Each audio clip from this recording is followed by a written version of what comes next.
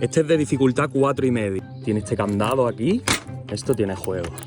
Pero claro, si no quito el candado, vamos a ver las herramientas. Esto me huele a trampa. ¿Qué va? Seguro que no. Y tampoco creo que pueda abrir el candado. Si hubiera un botón aquí, como esto.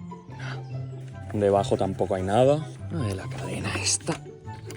Esto estaba imantado ahí. Vale. Vamos a desenroscar esto.